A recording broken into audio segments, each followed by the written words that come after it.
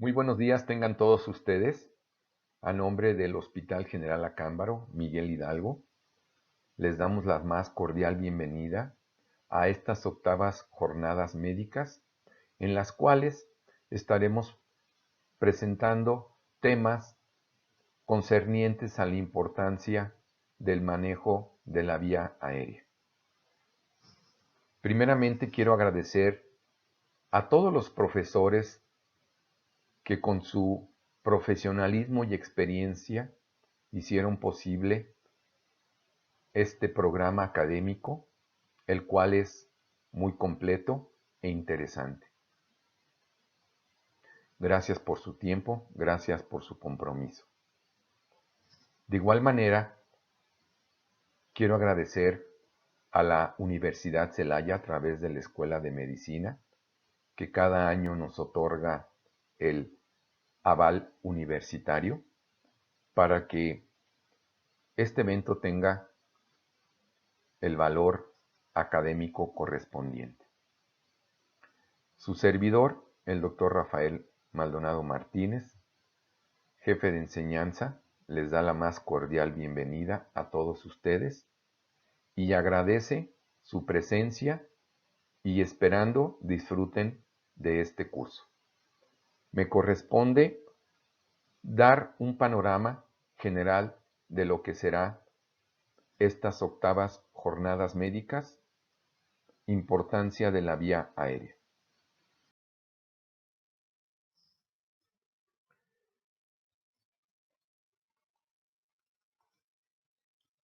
Podemos decir que a partir de la segunda mitad del siglo XX, existe una deshumanización en la asistencia de la salud, mucho de ello atribuida en gran parte al avance tecnológico y a la hiperespecialización de los profesionales. Y a esto se suman modelos biomédicos que la sociedad consume y que se van extendiendo de manera comercial, orientando a que en el tratamiento de las enfermedades no se vea al paciente, sino se vea la tecnología. De tal manera que muchas veces el personal de salud, médicos, enfermeras, paramédicos, culpamos al paciente y no a nuestra incapacidad o falta de formación en el manejo de la vía aérea. Las expectativas de un paciente cuando es atendido por nosotros es muy alta y ello no representa el que ponga en cuestionamiento o en juicio la incapacidad para su tratamiento, sino él espera que su problema sea resuelto por nosotros. De tal manera que como seres humanos nos debemos a nuestro paciente.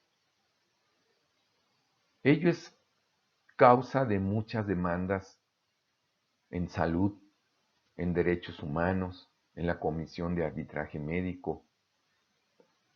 Expresiones como no es mi culpa que estés tan gordo o que te hayas accidentado en moto y tu vía aérea esté comprometida, nos debe de llevar a esa deshumanización que actualmente existe en nuestro medio.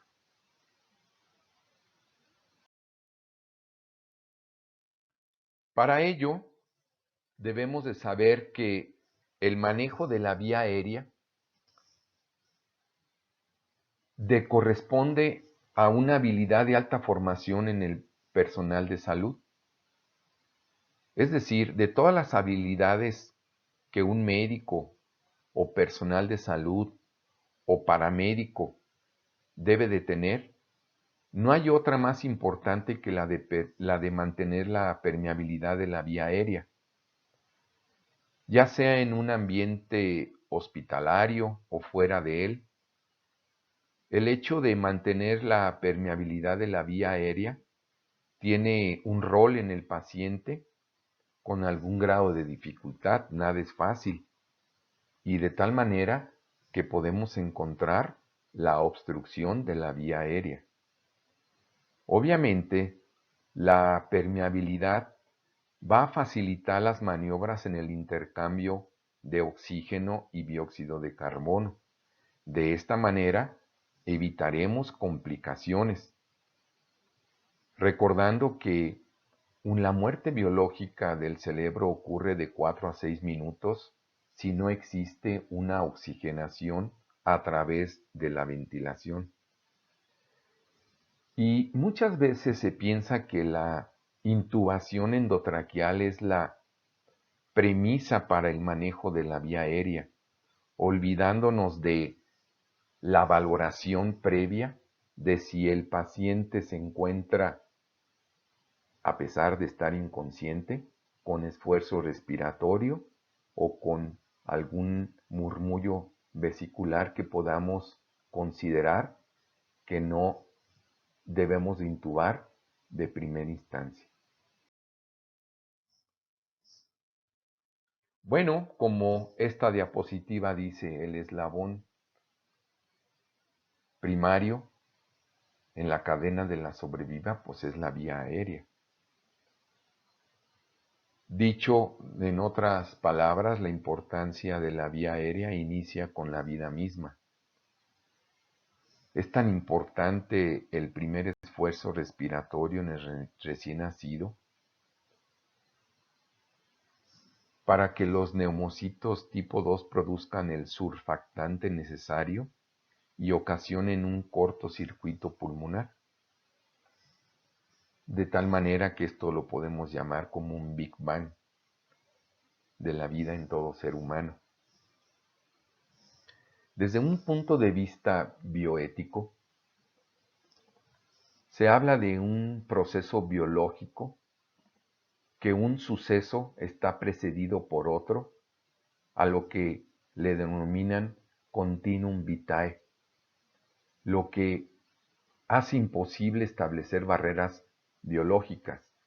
Es decir, el ser humano que respira al nacer tiene asegurada las primeras horas de vida, y una vez que ha pasado del estado crítico, podrá tener una vida normal.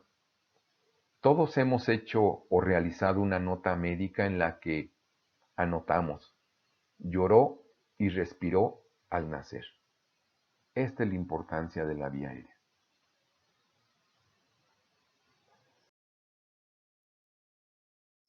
Hablando un poco de historia, tenemos que en los años 200 antes de Cristo y 500 después de Cristo se encuentran en los textos judíos del Talmud babilónico escenas como las de un pastorcillo que introdujo una caña a una de sus cabras cuando éste sufrió un traumatismo.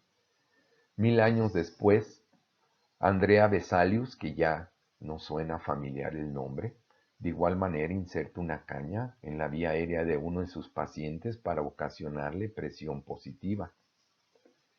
Así fueron pasando a través de los siglos la aparición del primer tubo endotraqueal. Igualmente, en el año de 1895, Alfred Einstein publica la utilización de un laringoscopio para la visualización directa de la tráquea. Y ya para el siglo pasado, a mediados, Peter Safar describe las maniobras de hiperextensión cervical y la subluxación mandibular. Pero es hasta los años 40 que Sir Robert Mackintosh aporta la hoja curva, la cual lleva su apellido, y en el 46 Robert Miller igualmente aporta la hoja recta que igualmente lleva su apellido. Dentro del hito del manejo histórico de la vía aérea, tenemos que en el año de 1967 Peter Murphy realiza la intubación endotraqueal a través de un fibrolaringoscopio rígido y en el 83 aparece la primer mascarilla laringea innovada por Archie Bryan, que decía que no era necesario un dispositivo para visualizar la laringe, sino simplemente la introducción de un aparato que en este caso era la mascarilla laringea.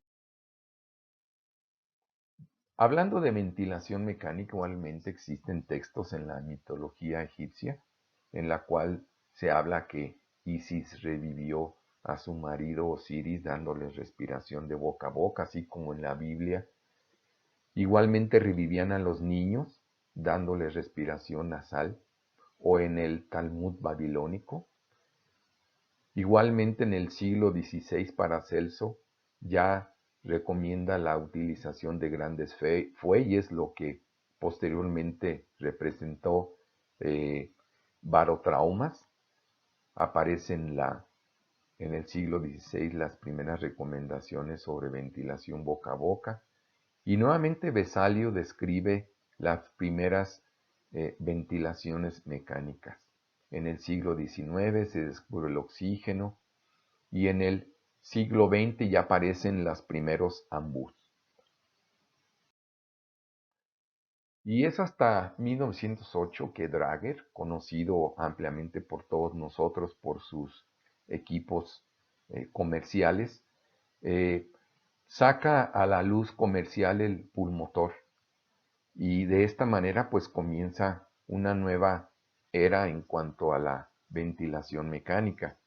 Quiero mostrarles el Beer Max 7 de los años 60, 70 y 80.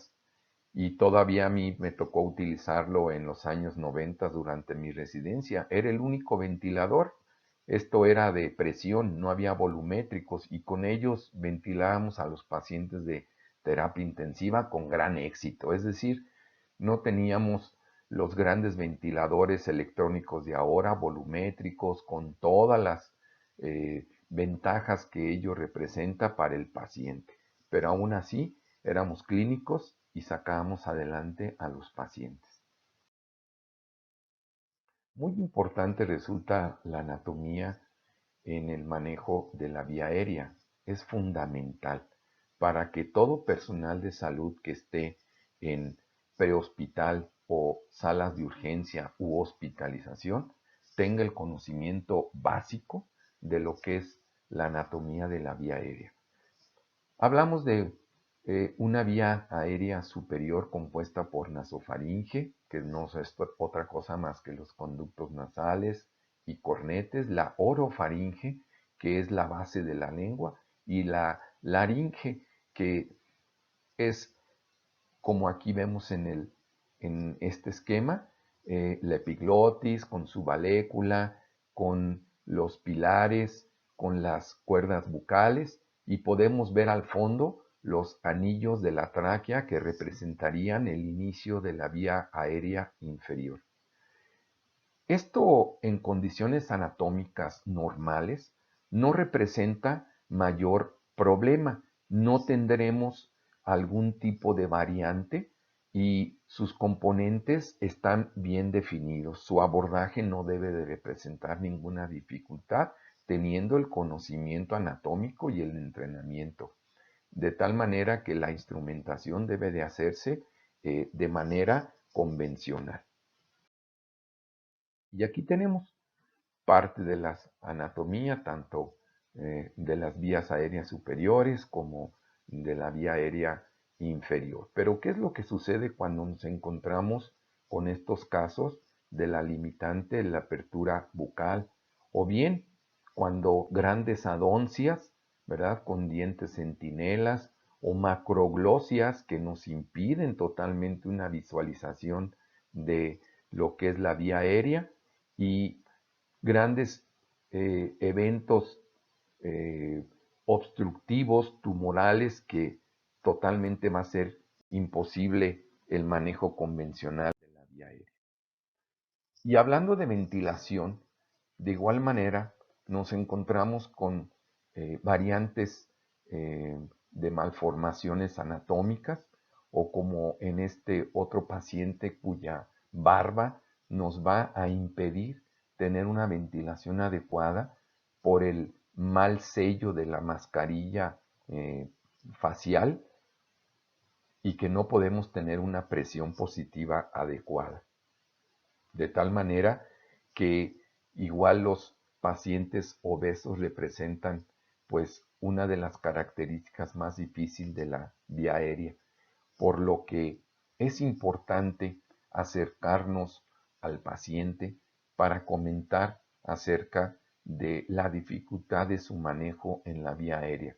Esto nos traerá una mejor relación médico-paciente y calidad y seguridad en la atención del mismo, no pensando en la medicina preventiva o a la defensiva, que pueda haber algún tipo de demandas ante la COASAMED, derechos humanos o algún tipo de procuraduría. Siempre debemos pensar en el humanismo y la calidad de la atención.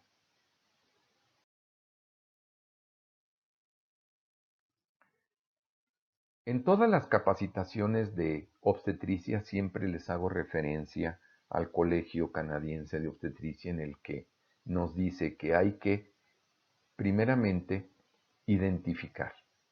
Identificar aplica de igual manera para la vía aérea. Identificar una vía aérea, saber, conocer acerca de la anatomía y fisiología de la misma para identificar que esta vía aérea puede ser difícil. De ello no nos exime que ante una situación de emergencia nos encontremos con una vía aérea inadvertida difícil. Comunicar siempre a llegarse de un compañero, de alguien que nos pueda apoyar, que tenga el conocimiento en el manejo de la vía aérea. Y por último, lo que estamos haciendo el día de hoy, capacitarnos, estar actualizados en cuanto a el manejo de la vía aérea. Y esto, pues obviamente, si no tenemos esta triada en cuenta, nos llevará en situaciones de emergencia a un incremento de la morbilidad en cuanto a al paciente que se trata de su llegada a las salas de urgencias o en los escenarios prehospitalarios. Y obviamente, pues gran falta se debe a la experiencia y conocimiento del personal que maneja a estos pacientes, llegando a creer que la A significa anestesia y que es competencia única y exclusivamente de un anestesiólogo el manejo de la vía aérea. Por lo tanto, pues responsablemente se deben de adquirir los conocimientos en este tema, considerando que existen cursos como el ACLS, el ATLS, cursos muy especializados de manejo de vía aérea, los PALS, ¿verdad? En los cuales los simuladores, pues, son de mucho beneficio y se puede alcanzar una curva del conocimiento en cuanto a habilidades y destrezas para el manejo de la vía aérea.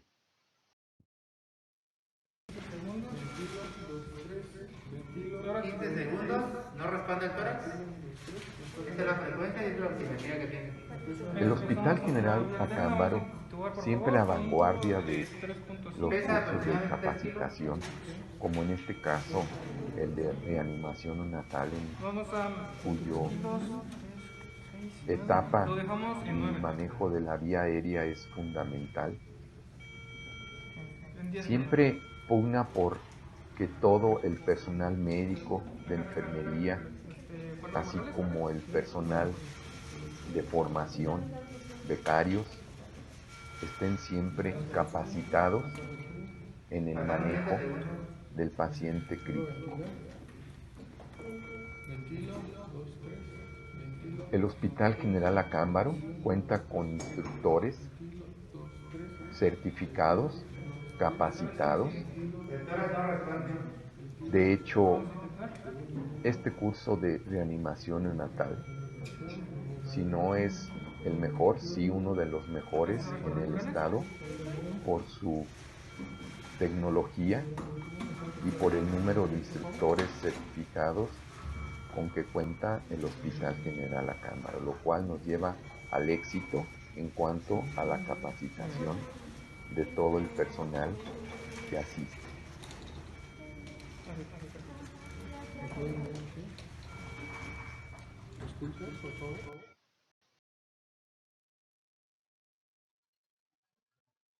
La intubación endotraqueal se considera el método más óptimo para el manejo de la vía aérea.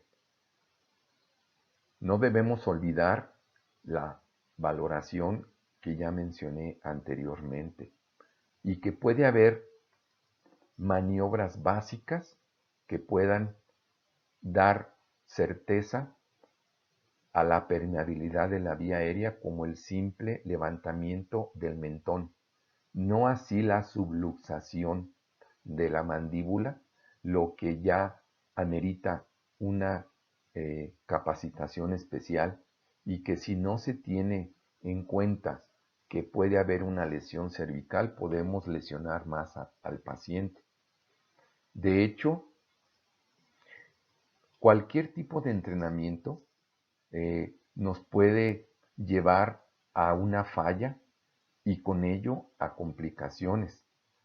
Por lo tanto, debemos estar con una destreza y conocimiento en la aplicación de dispositivos supraglóticos para rescate de la vía aérea. Y esto pues nos puede dar una manera de más segura, cómoda y sencilla de trabajar. Y debe de estar siempre presente la tecnología básica en salas de urgencias o terapia intensiva o de quemados, puesto que si no tenemos la habilidad para la intubación endotraqueal, pues debemos sí tener la habilidad para aplicar dispositivos supraglóticos que no requieren de la visualización directa de la vía aérea, de la laringe en este caso, y que aún nos falta mucho camino por recorrer para realmente erradicar que una vía aérea no sea difícil en las condiciones que nos llegue a nuestras salas de urgencia, hospital o prehospital. Como lo mencioné anteriormente, el manejo de la vía aérea pues representa uno de los desafíos más importantes para el personal médico en su práctica diaria. Y el éxito en cuanto al rescate de la vía aérea pues va a depender de la habilidad del operador, así como particularidades del paciente y que si se cuenta o no con la tecnología básica que acabamos de mencionar. La Asociación Americana de Anestesiología nos dice que en los últimos 20 años que revisó cerca de 50,000 demandas médicas, el 30% correspondían a dificultad en el manejo de la vía aérea. Y es desde el año 1993 en el que esta asociación estableció el primer algoritmo para el manejo de la vía aérea difícil y con ello ha disminuido hasta un 50% el número de demandas. De igual manera, también se disminuyó la mortalidad. Esto es una evidencia científica. Los algoritmos no son algunas tareas hechas al azar, sino debemos de siempre tener en nuestras salas de urgencias carteles en las cuales nos dan conocimiento y nos recuerdan lo que son los algoritmos como de intubación con secuencia rápida o con vía aérea difícil. Y obviamente contar con la tecnología básica, como ya lo mencioné, son las mascarillas laringeas.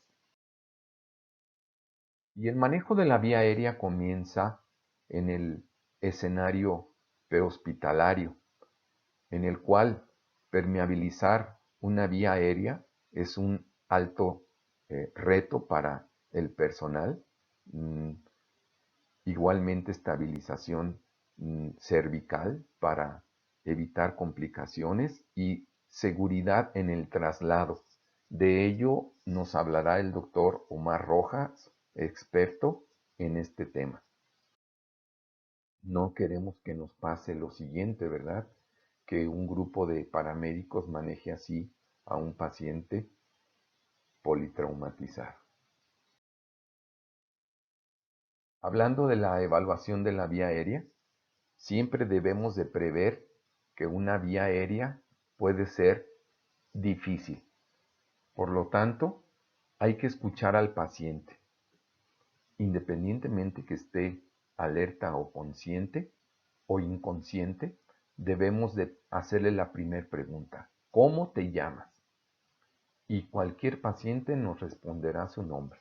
O bien, si está un familiar cerca, preguntar los antecedentes. Y debemos de observar los rasgos anatómicos externos como son forma y tamaño de la boca, nariz, mandíbula, cuello, etc. Hacer una visualización general rápida y alguna presencia de masas en cuello, en cara, ¿verdad? Que sepamos que nos va a dar una dificultad para el manejo de la vía aérea. Y hablando de ventilación, debemos de considerar la obesidad, índices de más arriba de 30, pues ya nos está hablando de problemas de la vía aérea, la apertura de la bucal si tiene más de 2 través de dedos, la macroglosia en pacientes como síndrome de Down, micrognatia en el Pierre-Robin, la protrusión de dientes superiores nos va a dificultar el manejo o el soporte del laringoscopio, hablar de un Malampati, como aquí vemos el esquema, ¿verdad? Un Malampati 3 y 4, cuidado. Hay que valorar perfectamente si nos vamos a meter a una laringoscopía directo o no. Cuellos cortos y gruesos y limitación para la movilidad del cuello. De repente encontramos pacientes con anquilosis de cuello por algún problema articular o de reumatismo que están completamente anquilosados. Y las distancias tiromentoniana o la distancia esternomentoniana que estén limitadas. Lo hemos venido diciendo que la evaluación del paciente debe de ser siempre de primeramente ver, observar, escuchar si el paciente tiene murmullo vesicular, esfuerzos respiratorios, sentir el, para reducir un riesgo de manejo inadecuado de la vía aérea y sobre todo siempre considerar la estabilización de la columna cervical. Este tipo de pacientes igual es muy difícil de su manejo, la doncia total, puesto que no da una estabilidad para el sellado adecuado de la mascarilla, o bien durante la laringoscopía se juega el laringoscopio, o bien podemos lesionar la única pieza dental que quede como diente en centinela y hasta esta pueda irse a vía aérea y ocasionar cuerpo extraño y obstrucción de la vía aérea. Bien, insistiendo en que la intubación endotraqueal es el estándar de oro en cuanto al manejo de la vía aérea, pero no olvidar primeramente la evaluación. Por lo tanto, debemos de hablar, de llamarle al paciente, observar si tiene una compliance en cuanto al tórax, escuchar, sentir el murmullo vesicular para de esa manera evaluar rápidamente si va a requerir de un manejo avanzado de la vía aérea. Algunos de los términos que quiero presentarles es lo que es una vía aérea segura. No es otra cosa más que un tubo en tráquea con globo insuflado. Una ventilación difícil es aquella incapacidad para mantener la saturación de oxígeno más del 90% tratando de ventilar con mascarilla. Una laringoscopía difícil, pues es la imposibilidad de visualizar las cuerdas bucales con un laringoscopio convencional. Y una intubación endotraqueal difícil no es más que aquella dificultad para insertar el tubo endotraqueal por más de 3 intentos o más de 10 minutos. No deben de ser, se dice en el argot, más de 2 intentos por el mismo rehabilitador. Llamar a un segundo para que realice el tercero, cuarto o quinto intento. Y siempre considerar que hay que ventilar en no más de 3 minutos entre cada intento. Una vía aérea difícil, ¿verdad? Es cualquier situación clínica en la que un personal altamente especializado como un anestesiólogo no va a poder manejar de primera instancia con un laringoscopio convencional y que tendrá que echar mano de algún elemento de manejo de vía aérea difícil. Y por último, una vía aérea quirúrgica difícil es la dificultad para la realización de una vía aérea quirúrgica de emergencia. Para ello, la Asociación Americana de Anestesiologías presentó desde el año 1993 su algoritmo para el manejo de la vía aérea difícil y lo viene actualizando cada 5 años, como en este caso en el 2013, en el cual decía que ante la dificultad de la vía aérea siempre debemos de contar con un dispositivo supraglótico y nos muestra la mascarilla Fast Track, la cual podemos intubar a través de ella como un método eficaz para la intubación. De igual manera nos dice que los videolaringoscopios son de primera línea de utilización ante la sospecha de una vía aérea difícil. Tener muchísimo cuidado en la extubación si no se cuentan con las condiciones clínicas favorables, siempre teniendo en cuenta que pueda reintubarse al paciente. Y por último, como lo mencioné en diapositivas anteriores, informar al paciente de lo que vamos a realizar, del procedimiento y de alto riesgo que significa. Y de ello, pues, estará consciente paciente y familiares y aceptarán el procedimiento y el riesgo. Pero bueno, ante todo esto siempre existe el intubador macho alfa que quiere intubar a pesar de 10 intentos, de no llamarle un compañero, de no ventilar entre cada intento de laringoscopía, de no utilizar la tecnología como son las mascarillas laringias. Cuidado con estos intubadores macho alfa.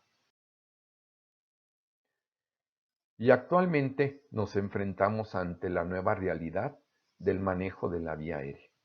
Tuvimos que aprender a utilizar el equipo de protección personal, improvisar tanto equipo como técnicas de intubación.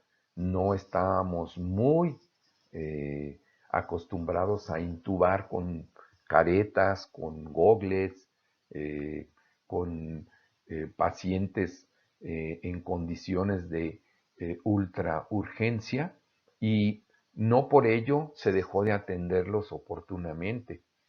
Y venía el cuestionamiento de intubar o no intubar al paciente. Utilizando secuencias rápidas, se llegó rápidamente a una curva de conocimiento por el número de pacientes que se atendieron, ¿verdad? Y obviamente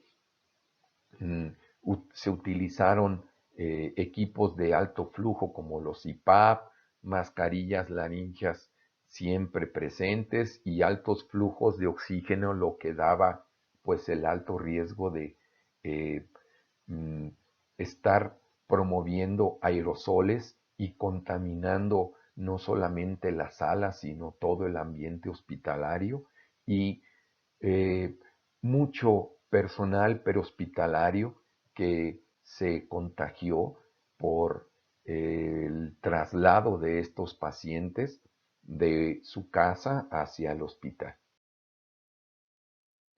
Tuvimos que el hospital capacitó a todo su personal en el manejo de equipo de protección personal, se rehabilitaron áreas para el manejo de estos pacientes.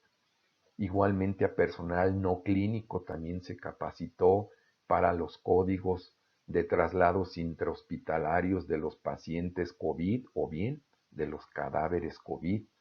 El personal médico especializado en áreas críticas como terapia intensiva, intubando y manejando la vía aérea con toda la tecnología que se implementó, y aún así, pues la gente no entendía que el riesgo era alto y dejaba de cuidarse.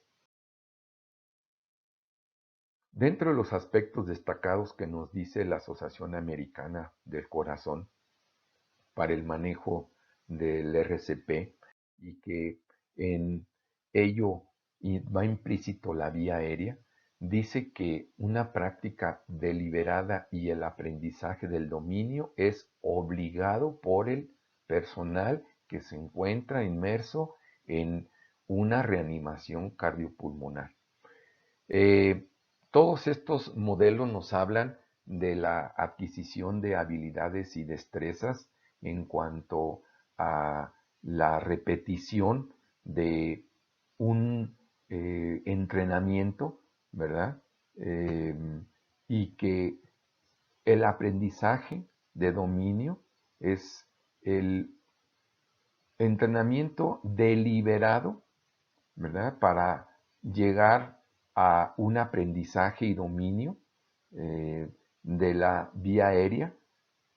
Un maniquí no va a traer mayores problemas y sí una gran ventaja en su práctica, de tal manera que estos cursos, que los cuenta con ellos el Hospital General Acámbaro, envía a médicos, contamos con cursos dentro del hospital para RCP basados en las guías de la American Heart Association.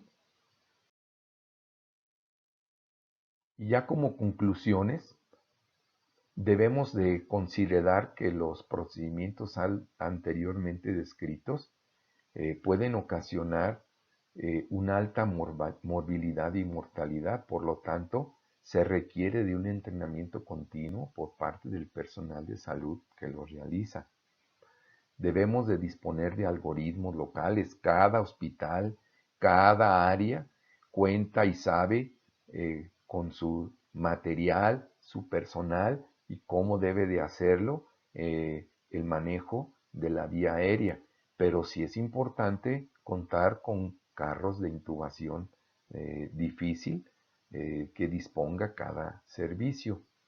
Y obviamente el rescate de la vía aérea ante la incapacidad o la dificultad de manejarla, pues siempre tener en cuenta que los dispositivos supraglóticos, de lo cual nos hablará el doctor Gutiérrez, son una gran alternativa. Bien, esto es un panorama general de lo que será todos los temas en este curso. Espero los disfruten, estarán disponibles durante toda la semana que dure el curso para que usted los pueda visualizar en la comodidad de su hogar, en su teléfono celular y no tenga problemas de tiempos. Les pediría que al ingresar a la plataforma le den clic en me gusta para poder censar su asistencia a la plática y obtener con el 80% de la asistencia su constancia de participación.